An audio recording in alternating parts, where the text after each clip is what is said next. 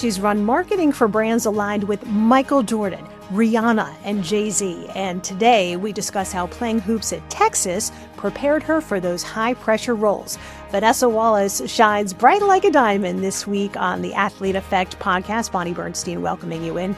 And I suspect you're going to appreciate that Vanessa is as real as they come. Speaks like a point guard, leads like a point guard, conference freshman of the year, and a 4-year starter for the Longhorns. And after she left the 40 acres, Vanessa spent nearly 2 decades at Nike, rising to head of marketing for brand Jordan. She talks about her process in deciding to leave the sports retail behemoth to join Rihanna's clothing line SavageXFenty as its CMO, and most recently heading to jewelry and lifestyle brand GLD in the same capacity, where Jay-Z is a major investor. So as you can imagine, lots of great storytelling today. And for as strong as Vanessa is, she also opens up about the impact of losing her father and her brother and how she actually had to let go of some of her point guard toughness to truly grieve their passing.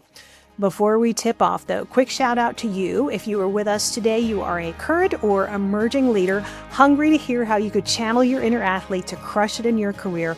Thank you for choosing us. It would mean the world if you would subscribe to our channel, rate, review, maybe even share with another leader in your life. All right, time for the jump ball, and it goes to Vanessa Wallace. Vanessa Wallace, welcome to the Athlete Effect Sisterhood. Thank you so much. I'm so happy to be here and a part of this sisterhood. Do you know how I knew you were destined to be on this show? No, please tell me. Your LinkedIn profile, which says, as a lifelong athlete, I truly believe in the power of team, and I'm committed to bringing out the collective genius in every team member. What went into making sure that was in your LinkedIn profile? I work with someone, they interviewed me and they said, what is something about you that is quintessential of who you are, how you show up? And it was me being a part of a team. And so no matter if it's on the court, I don't know, when I was playing basketball, or how I see myself in the corporate space, I'm a part of a team. And so that's really important. The research that this whole series is founded on speaks to the insane number of C-suite executives who played sports growing up. Yeah. Why does that resonate with you? We carry that with us every single day. It's who we and how we show up. And so it doesn't surprise me that those individuals are also the ones who are making the calls for companies, organizations, or institutions. Yeah. And I'm so lucky to be a part of that network. You have had the opportunity to work with the best of the best. Michael Jordan at Jordan Brand when you were at Nike. Rihanna, whose superstar shines bigger than anything in the sky when you were at SavageXFenty. And now at GLD, one of the biggest investors is Jay-Z and his private equity firm.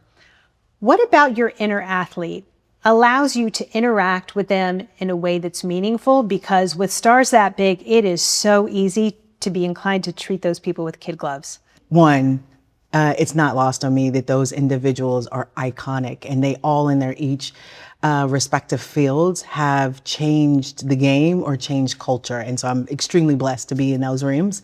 I do think, to your point, I think one of the things that all of them have is this ability to have a big vision, right? If you think about how MJ changed the game, or Rihanna and her effects in terms of what she did for inclusivity, or Jay and how he has grown businesses and culture.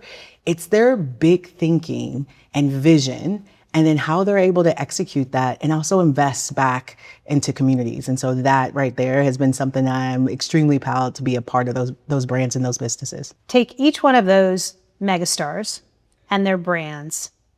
How has what you bring to the table as a CMO made a difference for them? It's all connected. I don't think any of those things happen by happenstance. I think at Nike, it gave me the best business school on how to be a brand marketeer, the art and science of marketing, the art of storytelling, how they wanted to appeal to the inner athlete in everyone. If you have your body, you're an athlete. So that helped me hone my craft, I would say. And then taking that risk to be a CMO at SavageXFenty, which is a brand that was a disruptor brand and came into the marketplace and really defined what bold inclusivity is. Now I'm at GLD, a lifestyle and jewelry company, and we have the opportunity to give people a piece of jewelry, but it's so much more than that. It's how they see themselves. It's how they reflect their confidence. And we like to say confidence by design. And so it's one of those things that as you put that first chain on, you'll forever remember that memory. But there's a connectivity, because as you put on your first sneakers or shoes, I remember how I thought I could jump higher or run faster. And so it is that ability to kind of connect people in bigger ways than whatever product you're talking to them about. You grew up in a family of all athletes, a sister, 2 brothers, a dad who played hoops in college, an uncle played hoops in college, mom who played volleyball in high school. What was your inspo to first pick up a ball? I credit my dad and my brother. So my brother would go to the courts, and my older brother, I looked up to him. And so he would always, just like most brothers can be, antagonizing to their little sisters. No. Yeah, right? Really? And probably punch me or make me come on a board and be like, hey, you need to rebound for me. Basketball had always been a part of our family DNA, family reunions. That's part of the game. Some people play cards and dominoes or do cornhole. We hooped. That was a part of what we did when we got together. And so it's some of my fondest memories, just being with my family and playing. Growing up in the 80s and 90s, anybody who played basketball wanted to be like Mike. Of course. Michael Jordan was just the envy of everybody. Did you have a female basketball player that you idolized? Oh, this is a really great question. There's a lot of women who paved that way. I think about Cheryl Miller. Also, Cheryl Swoops. And to this day, she's a good friend, and I got to meet her later in life because she worked at Nike at the time I was working there. She had a shoe made. Oh, absolutely. I think, wasn't Cheryl Swoops the first? She was the first female who had a Nike shoe. Yeah. And to this day, Cheryl is one of the women I revere. And then last but not least, we see she's a hell of a coach, but Dawn Staley. She was a point guard from Philly, had that attitude on the court, but then off the court, just such a vibe. I remember meeting her later in life too, and I was still that little kid going up to their idol and introducing myself to her. So what part of Cheryl Miller, Cheryl Swoops, and Dawn Staley would we have seen in your game? The confidence. If someone's in front of me one-on-one, I'm going to the hole on them, no doubt. And you might foul me, and I'm gonna give you a little and one. And so that was a little bit a part of my game all day. And You I can think go all after of them, the extra. Yeah. You're gonna come after me. I'm gonna get to the free throw line. I'm getting past you. You grew up in Euless, Texas. You're about 3 hours from Austin. Yeah. 1986. Yeah. Texas became the first women's basketball team to go undefeated en route to a national championship. Do you remember that? I have to say, I told Coach this, I didn't, but my dad was such a huge Coach Conrad fan that he did. And so I remember later when they started recruiting me, how he would tell me about the players there. Jody, actually Annette Smith, who was on that team, ended up being one of my assistant coaches.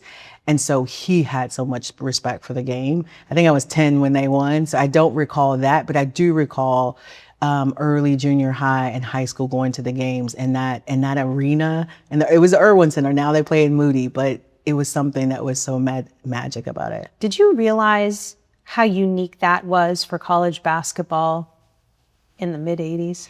I didn't understand the magnitude. I will say, once I started to get recruited, and there's a lot of great programs out there, but as I went on my recruiting trips and even before recruiting trips, I could tell the difference. Because to your point, I grew up in Texas. I would go down and watch the Longhorns. And so it wasn't anything to have 9,000, 10,000 people in an arena. So I saw that. And so it is something that I think I take with me in terms of being able to perform in front of a crowd. And sometimes you're making the decisions of what plays to call or taking the ball to the hoop in some instances. And so I do think that experience has shaped who I am as a leader. In some of the ways I have to give presentations in front of audiences or even in a room, in a boardroom, I think about how you control tempo. I think about the audience. I have found over the years that point guards are natural leaders. I'm curious when you first came to that realization, because more times than not, I feel like The understanding of the power of sports in our careers is an epiphany that comes much later on. Do you remember that aha moment for you? It was when I was a freshman, and we ended up tying that year for the Southwest Conference. And some of the big games that came down the line, it was a little bit of like, it's your time, and it's your time to score, but it's your time to actually make whatever's going to happen. So you were starting your freshman year? Yeah, I absolutely did.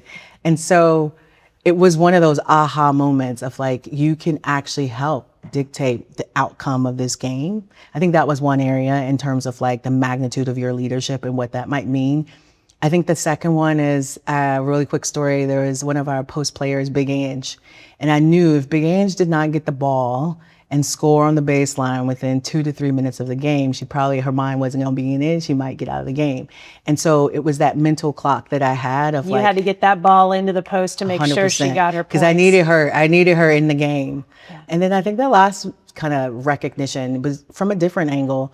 My sophomore year, I had a streak where I was one of the top free throw shooters. Didn't you go like 12 for 12 against Oklahoma yeah, State or something like that? It's crazy. We do our research over here. Come on. But with this, that junior year, I wasn't playing because I was hurt. But coach asked me to be our post player, Carla Littleton, be her free throw shooting coach. And what I saw is I still could affect the game even when I wasn't on the court. That's an incredibly evolved mindset for a college kid. Who do you think helped you realize that you could be equally as impactful off the court as you could when you were handling the ball? I think it was a handful of people. One would be my mom. That season, I had to evolve who I was, if you will. And it was always her talking to me about just be a good teammate, V. I think it was coach. She knew that I still had an ability to connect with the team, and everyone respected me based on, my role and whatnot. And so I think it was the recognition of those women in me to help me realize this role I had to play. We're going to take a quick break. When we come back, Vanessa reflects on the moment she knew she was going to be a Texas Longhorn, and one of the biggest differences she's noticed between the athlete and non-athlete mindset that'll be a great primer for anyone listening who's still in school. Don't go anywhere.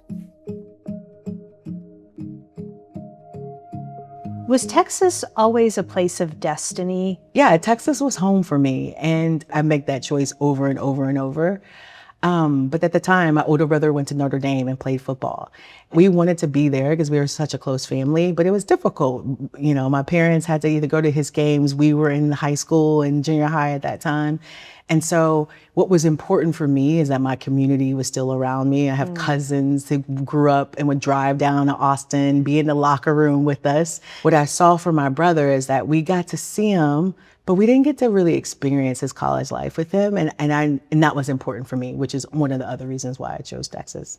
Do you remember the day you got the letter that said, Vanessa, we would like to offer you a full scholarship to play basketball at Texas? I do. I do remember getting the letter. It was in junior high, believe it or not. One of the other things from a letter is coach came and flew in to have lunch with me. And I was a senior. Oh, wow. And we went to Brahms. She loves a good burger. And we had Brahms burgers. And while there was amazing coaches I met during my recruitment period, it was that personal, her coming to have lunch with me, that I was like, this is something special and I want to be a part of it. You referred to her as coach, but for people watching this who may not be women's college basketball historians, how would you in 30 seconds tell the story of the legacy that is Jody Conradt? She is women's basketball, to be honest with you. I think there are a ton of prolific basketball coaches, not women's basketball coaches, who respect what she did for the game and for the sport, and actually women's sports. So she is coach to me because I feel like that's endearing. That's how I see her in my life, even to this day.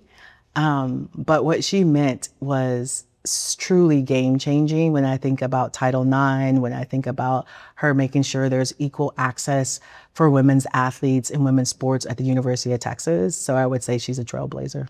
She built Texas basketball from scratch. Yeah.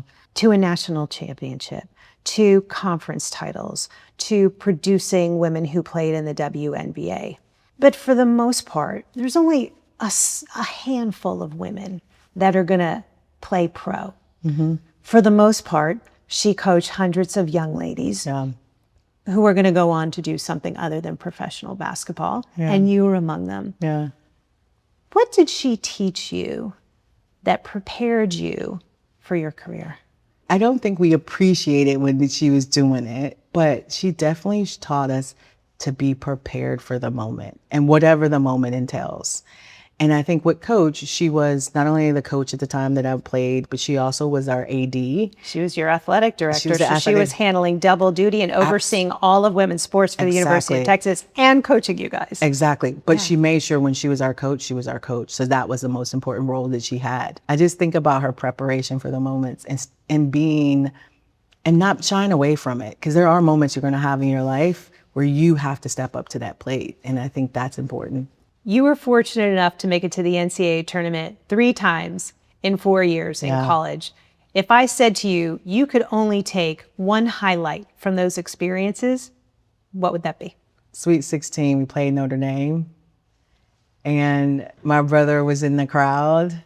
And it was just a sense of pride that we were playing. And we played hard that game. And I remember Beth Morgan was on the team. And they ended up beating us, but it came down to the wire. And that was one of my, funnest games I remember and recall because the tension was so high. Best player you guarded? Shamika Holsclaw. No doubt. Tennessee legend. Yeah. What was that like? Listen. She was fierce. She was so good. So good. I mean, she scored on me a couple times. I got her back on the other end, but she had me too. She's taller than me, but we played them every year, and it was always in December. So we'd either go to Tennessee, which was really cold, or they would come home to us. But I also remember Pat, she's a legend. And so Pat Summit, their head coach at Tennessee. Yes. And so those were such rivaled games, were exciting. And then Texas Tech, they always gave us a good rivalry too in Lubbock. And that one was great because a lot of the girls who I grew up playing AAU basketball, they were on Tech. So it was like women that I had played with, and now we're playing against each other. So those were fun games too. Paint a picture for me of what preparation looked like when you were playing basketball there that really paid off for you. In the off season, it was swimming in the mornings. It was getting up early to go work out, to then get treatment, to then go to classes, to then go back to start. And so I just got into this habit of routine. Even to this day, routine is a part of what I do. I start my day with prayer, meditation. I think it's important to have a strong body in mind, and then I go into the body. So it's whether I'm struggling on a Pilates reformer or some mat Pilates class right now, or taking my old lady walks or whatever it is to move my body. It's important. That started obviously being an athlete, and then it's how you look at your day. I still one of those people that I win my day, so I make my bed every single day. So that's one goal that's checked off and accomplished. And I think about where I learned that discipline and that time management and that intentionality is obviously being an athlete for so long. Let's take that preparation, intentionality, time management, and illustrate how that works for you in a job that is very high profile, that entails overseeing a team, and then entails reporting to some very high profile people. I think it is understanding my role. It is knowing who's relying on me for an answer, what decisions do I have to make, and how does that affect others. There's also how I lead and inspire my team, right? There's things that I want to make sure that I'm investing in them and developing them. I see myself always as the ultimate point guard. And so while that sounds so esoteric, there are actual tasks that I have to do or make sure my team does in order to do that. And I think that discipline is what I see in my role in myself. It's interesting. I reflect back on when you said you were hurt and you were asked to be the free throw coach. Yeah. And between being the natural point guard and having that opportunity to coach, how you combine those things, and both of them are so critical in what you do for your everyday job now. It is. It actually, I remember where it switched probably, I don't know, maybe like 12 years ago, and I was taking a role, and it was the first time I was going to be a leader of a team. And so I remember one of my mentors and boss at the time, his name was Mike Kelly. And he said, V, remember, it's how you show up every single day that they'll remember.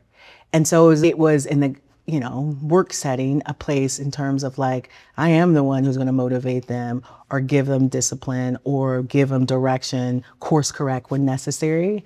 And so I'd see my role equally as a marketeer and visionary, but also as a coach. When I speak with young people, one of the things I always impress upon young athletes is that they don't realize they're living in a bubble, particularly when you're playing college sports. Everyone on your team, in theory, gets up every day. They're ready to work hard. They're ready to achieve that team goal. They're ready to be disciplined. They're going to manage their time. They got to be prepared because you have to do that to win. Yeah. And then you get out in the real world. Right. Yeah. And you spent nearly 2 decades at Nike. And I would imagine that you crossed paths with all sorts of people. Yeah. How did you adjust from playing high-level basketball to being thrust in the general population, working at one of the biggest sports apparel brands in the world? Yeah. Early on, there was a lot of ex-athletes who worked in Nike. So the culture was work hard, play hard, if you will. And so I really identify with that. I also think over time, what I learned is most athletes define winning like wins or losses. I think I had to open up my aperture of like what motivates someone, because what you define as a win is very different than what I find as a win. And so that became a part of me being a leader of people, that I had to figure out, how do I motivate this individual? Because I know what a win is for me. And once I worked with someone long enough, I could get what their win is. But it was important for me to understand how they define their success and how I could help contribute to that. Is there a story that you can share that helped you come to the realization that how you define winning may be different than how a colleague may define winning? Yeah, I remember a time, I have a mentor and friend now, I would say. I remember I was struggling with someone who reported into me because I was very detailed, and it was early in my leadership journey, I would say. That's the point guard. Yeah. So I knew what success looked like. I knew how that success needs to look, and it should not deviate from my plan, right? And so he challenged me to find what their win is and how does that look? Because how you operate is very different on how he operates. But it was through that conversation and that coaching that he provided to me that the light bulb went off. I think going through that earlier in my kind of management and leadership development helped set the course that now I'm very open that there's a million different ways to play this game. Now we have to align on your role. We have to align on the ultimate goal. Kind of how we get there and how I motivate you along the way might differ from how I get motivated. We got to take a quick break. On the other side, Vanessa shares some fascinating stories about the business minds of Michael Jordan and Rihanna from her days running both of their brands that you don't want to miss. So how did the first Nike gig come about? There was something called the Global Games that was in Dallas, and now it has morphed into another event. And I wanted to not only go to it, but be a part of it. And so I called our then sports information director and asked him if he knew anyone at this company called Host Communications. And I interned there, and I had to do everything for 2 weeks. I had to fold T-shirts. I worked the merch stand. I had to write press releases. And so I did all the thankless jobs, and I was hooked. I was like, this is so exciting. And so from there, I got my first job with Host Communications. You spent nearly 2 decades at Nike, serving in 10 different roles. Yeah. What was the pinnacle for you? You can't be a person who grew up watching Michael Jordan play basketball and not say working on basketball and Jordan brand in Chicago isn't like one of the best experiences. And it's because that city loves him like no other, and they love basketball like no other. You say working on Jordan brand. You ran Jordan brand. So then later I'm going to pump you up because clearly you're not doing it yourself right now. In that job, I just worked with them. And then you're right. That's really what was my favorite last job that I was at Nike, marketing for Jordan brand. And so that was an incredible experience. My team, the people I got to work with, and the athletes I got to meet and collaborate with, it was a dream. What was the signature campaign you worked on during that time? I work with our sports marketing team and we signed Jalen Hurst. He's all right. Yeah, he's all right. I worked on a campaign that took me back to Chicago, the All-Star Weekend in 2020, and we leveraged local creatives to tell the story, and Virgil was one of those people, and I'm really close to his family, so that was near and dear to my heart. And then I started a program called the Women's Collective. Women have the buying power and make the decisions in the household, but we were really intentional about how we wanted to connect with women. And so it was a really great opportunity to create a network of women who not only informed future designs, future product, but we were able to partner with them and give back to them and their communities in really different ways. And then I would say currently my role right now at GLD gives me that same expression and feeling of how I'm able to lead creatives and also do something really unique in the jewelry and lifestyle space. If you tell a young person, I spent 20 years at one place, they may fall over. This is the generation of the gig economy, of permalancers, where there's this real desire to just take a bunch of different jobs to give us the flexibility and not be tied down to a job. So when you think about how long you stayed in one place, how would you explain that to a young person? I would say I was fortunate that I got to move around Nike a lot. And some of it was through promotions or it was seeking out new opportunities to grow. Of those 19 years, I had 10 different roles, which meant I lived in 5 different cities and I got to work on all the different parts of the business. So every 2 to 3 years, I was getting a new and different experience. And so I think that rounded me out as a marketeer, it rounded me out as a business leader. And so it kept it exciting. But you're right, that generation hasn't seen the same things that I have. And so there is this autonomy to kind of experience multiple different things and chart the rules in their own way. And I think I respect it because as you think about me as a leader, I have to lead and coach different people from different generations. And so it keeps me young, it keeps me fresh. It also helps me challenge them in new and different ways. In this season, in this role, these are the skills you're trying to develop before you go to that next gig. Tell me a story about Michael Jordan that would give us insight to his business mind that we might not know. I remember there was a new apparel pack that we were dropping and MJ was in the room. And so of course they were presenting those sketches and also the samples to him. And he said, that's nice.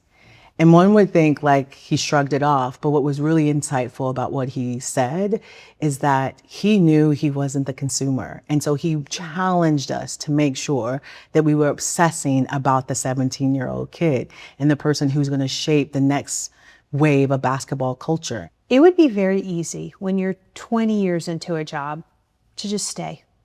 You're comfortable, you know the people, you have rank, you have security, you got money, you got good health care, you know the ecosystem. It takes a lot of courage to start over. Yeah. And when you made the decision to leave Nike and go to SavageXFenty, what part of your inner athlete did you need to harness to empower you to close one door and open another? I wanted something that challenged me in a new and different way. I wanted something that I could step out and lead a large organization or a large team and have a huge impact. And so I do recall and remember when the recruiter reached out to me and told me about the opportunity at SavageXFenty to be the CMO.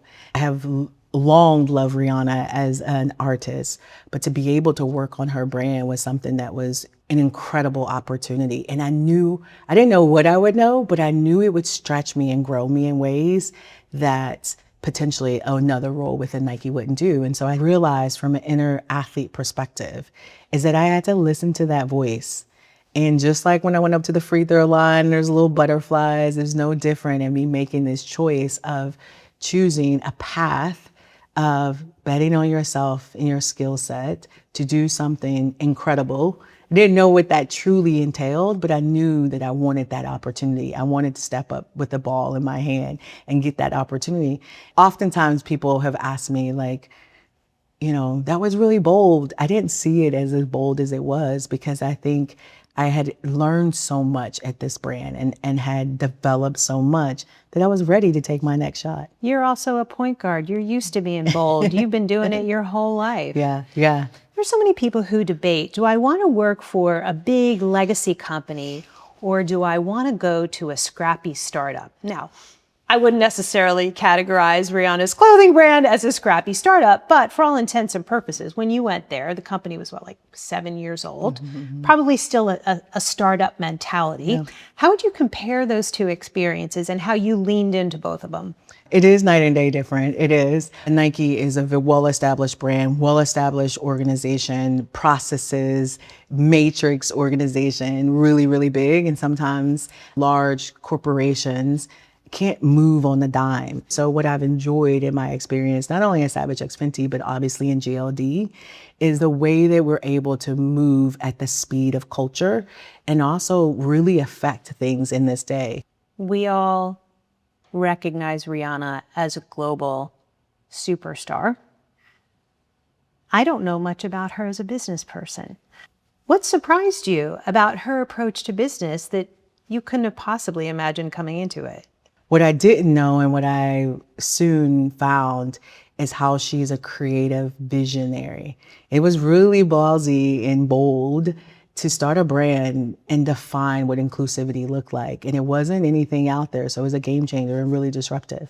And so what I learned was how maniacal that she was about product and understanding and the obsession of like, how will this garment drape on someone's body? What will they make them feel in wearing lingerie? And how that can bring out this sense of bold, confidence. Why was it so important to you and equally important to her? And how did those dreams align? I see myself as an architect, creating stories and also helping people fall in love with products that they use every single day. In the case of SavageXFenty, or even now at GLD with jewelry, it's so much more than that piece that you put on. It's how that person feels, looks, a little bit taller in the mirror. Their confidence is something when they think about their first chain, or they think about how they look amazing in a piece of lingerie. When I hear you say that, I envision you with the ball in your hand, dribbling down the court, creating shots, creating opportunities. Yeah. How relatable does that feel to you when I say it to you? Yeah, it absolutely is. I do see myself as the ultimate point guard, and my role is not only to give people the ball so they can set up and score and be successful, whether it's my teammates that I play with or the stories that we tell to inspire people. I think one of the hardest things for athletes when they step away from their sport is figuring out what is the adrenaline rush that replaces what we feel when we compete. Yeah. What has that been for you? Being in a situation with your teammates and we're trying to solve something and we come up with an amazing campaign and then it actually performs and you start to scroll through. I am not one of those people who say I don't look at the comments. I absolutely look at the comments. No, but you will look at the engagement data and course. you will look at how it converts to sale. Absolutely. It's a part of this. You are a businesswoman. We're not going to sugarcoat that. It's a part of the funnel. But I also look at what people are saying about our brand. It is that engagement. You get the insider information from consumers, and that feels great. So that's that win for me now. What is the story that illustrates that taking a concept, bringing it to life, seeing it thrive in the marketplace, getting the engagement? What's that story? It was one of my first campaigns at SavageXFenty. Valentine's Day is their Super Bowl. Oh, yeah. And so I came up with a concept working with our creative team around love your way. And it aligned to the brand values of how you choose and who you choose to love is on you. But what we can do is show a variety of ways you show love. So not just heterosexual love, it was sibling love, it was same-sex love, it was love of yourself. We want to celebrate you and yours. Yeah. Creating, molding brand voice and brand message is really at the heart of what you do. Our young people, our athletes have this opportunity to start building their brand. Gosh, when they start playing, they're 10 years old, they're in high school, way before they get to college. Yeah. What have you learned about brand building that if you were a high school baller now, you would put into play about building your brand and how you show yourself to the world. The platforms are saying content that performs the best, what looks the best, isn't slick videos. It isn't all this polished stuff. It's real, authentic content. And so everyone has to define what's authentic to them. Even for me, as I curate my Instagram, I'm thinking it is a little bit of like, I want to show people a different side of myself. So I'll show you struggling. I won't show everything when I'm working out. You know, when I'm traveling, when I'm spending time with my family, because that's who I am. And I think as they build their brand, they can't be someone that they're not. And I also think they have to remember the internet is real and it's out here. So what you say and do on the internet will be a part of your brand. And so being a little intentional about that goes a long way. More to come with Vanessa Wallace, a really important conversation about how sometimes the toughness we learn as athletes can be more of a hindrance than a help. Vanessa opens up about losing her father and brother and her journey to become comfortable sitting with her pain, giving herself grace, and learning to be vulnerable. We'll be right back. Sports teaches us to be tough, which is great in some instances, but it can also create challenges in periods where we should be allowed to grieve and be vulnerable and hurt.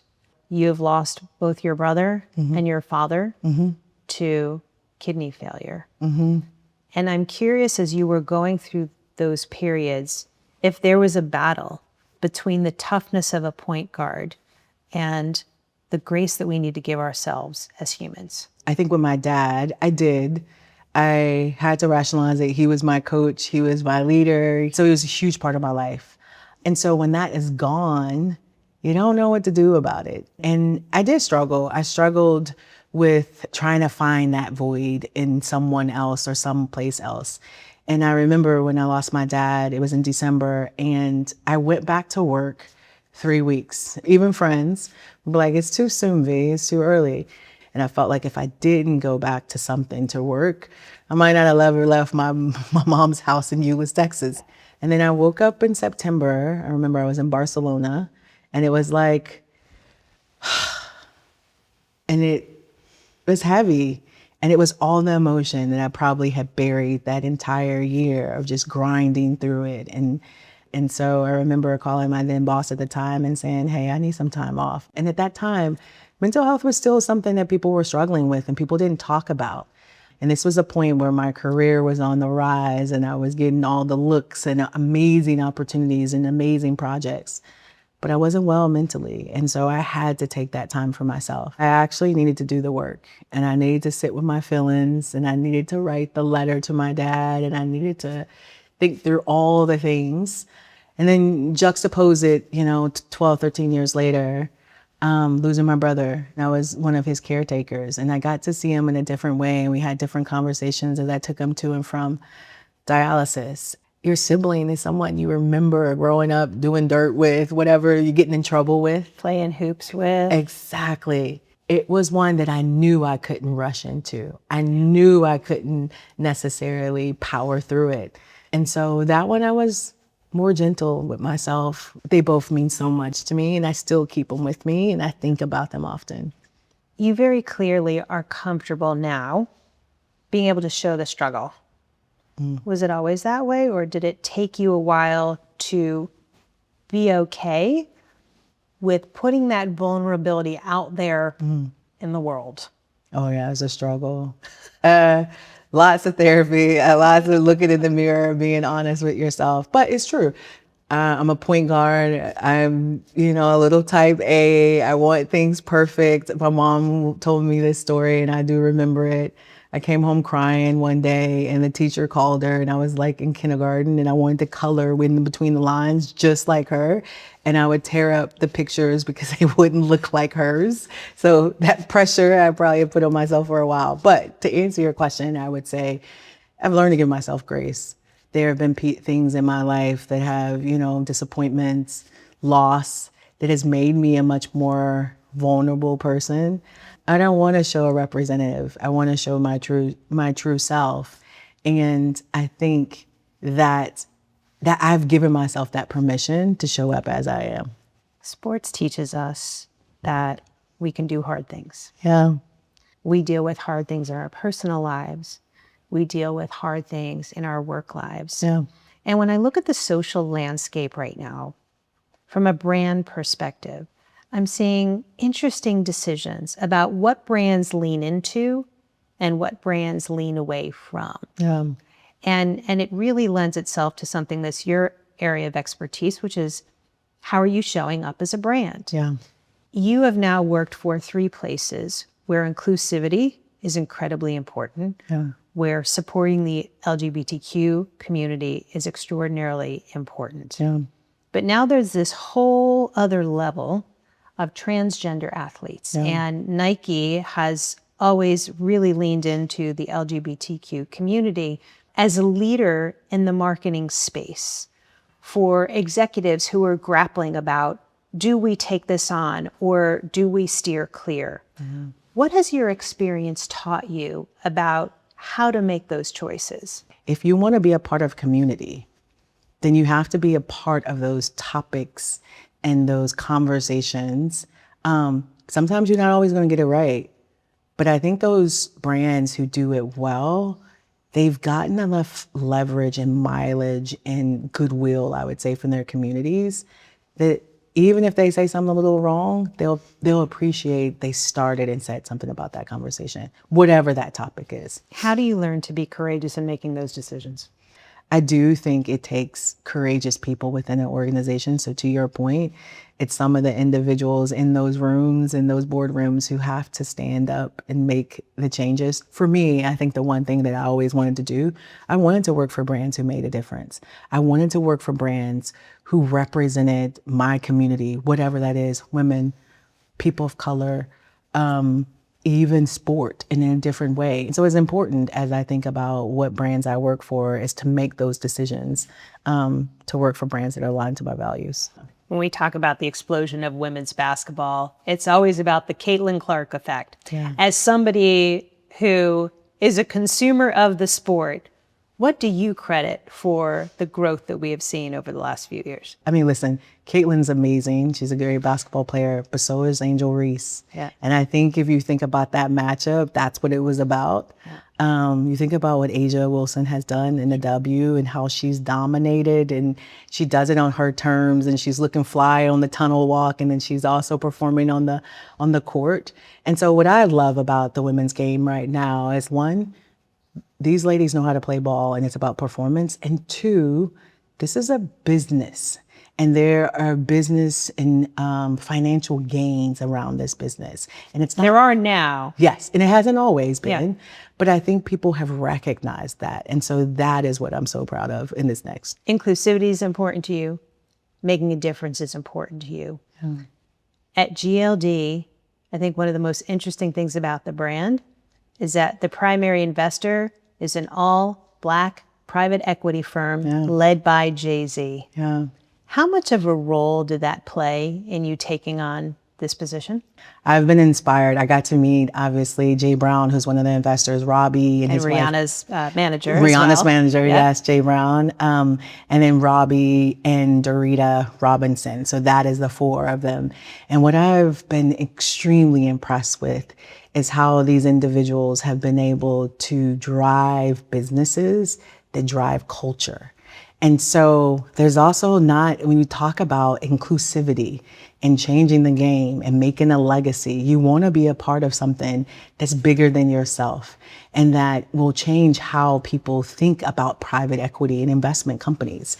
And so it was really important for me, and I'm thoroughly blessed to be able to be a part of GLD and the offshoot of the Marcy Penn family, because I think what they're doing and how they're taking businesses and scaling them are next level. And when you think about who those individuals are and what they've done in culture, it's iconic. Yeah. Why will athletes make good marketers? Their ability to think on their feet, the ability to be nimble, to do hard things at times, to perform and tell a story, but also be very authentic. I got an opportunity to write a letter to my younger self. And one of the things that I wanted to say is about running your own race and playing your own game. And that's one of the things my dad used to say to me. But as I think about athletes, and we talked about this a little earlier, can be competitive. And sometimes that means looking left and right. And I think that should motivate you. But I think the sooner I learn that my journey is my journey, what God has for me is my plan, is mine, it actually relieves you a little bit that you can actually enjoy the journey. And so I think that's one of the things I think about athletes is how do you channel that mindset to actually just focus on what you can deliver and do, and also how to have fun while doing it. If you were speaking to a group of student athletes Yeah.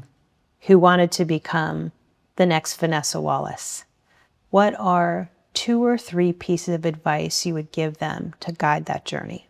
One, I would say it's great to become the next Vanessa Wallace, but they should become their first selves, right? I do think it's around running your race and playing your game. I think sometimes people get to a place and then they want to know what's next, and what's next. And I think you can always be goal oriented. However, I think you have to enjoy the ride, because what comes, and I had to learn this for myself, the joys and the misses is what truly defines me. And that's what's gotten me here. And it also has helped me propel me in ways. And so I think it's how you take those calculated risks and not to be afraid. As you think about an athlete, there are moments that are pivotal in their career and in their playing lives that when they come back to the business setting, they'll have to, recall on those same thoughts, feelings, and emotions. And I think it's going back to self and being confident in who and what you are. As we reflect on this conversation, what does it mean to be a forever point guard? I think it's being an extension of who the coach is. I think it is knowing the plays. So whether that's in life, knowing where you are, where your team is, how you can set them up for success, giving them that assist, knowing how to give up the ball, knowing sometimes when you have to get in their face too. Every good point guard is always thinking about the time on the clock and that how do you control tempo? How do you control the game? And as I think about that in a work context and setting, it's the vision I set for my team, but also allowing them enough to be empowered, but understanding where we are in that journey and pushing them when I need to and hugging them when they need that. But it's that pacing that's really important. Vanessa Wallace, thank you for being a part of the Athlete Effect Sisterhood. Oh, thank you so much, Bonnie. This has been such a joy to talk to you. Thank you. I have to say, I'm not sure I've ever thought about pacing in a work context the way Vanessa positioned it through the lens of a point guard, but she really is spot on, whether that's the pace of a presentation, the way we pace ourselves in trying to achieve our goals. I also love how she pointed out that just like the need for us to understand how to press buttons differently with each teammate to get the best out of them, that principle also applies to teammates in the workplace. Amazing stuff from Vanessa. You'll find all of her and GLD's socials in the show notes, as well as all the ways you can get a hold of us at the Athlete Effect Podcast. We would love to have you back, so please subscribe to our channels so you never miss an episode. Shouting out our pod squad, Carlos Delgado, Jess Levy, and Kim Neal. The Athlete Effect is a Walk Swiftly Productions podcast, copyright 2026, all rights reserved. Once an athlete, always an athlete. We'll see you again next time.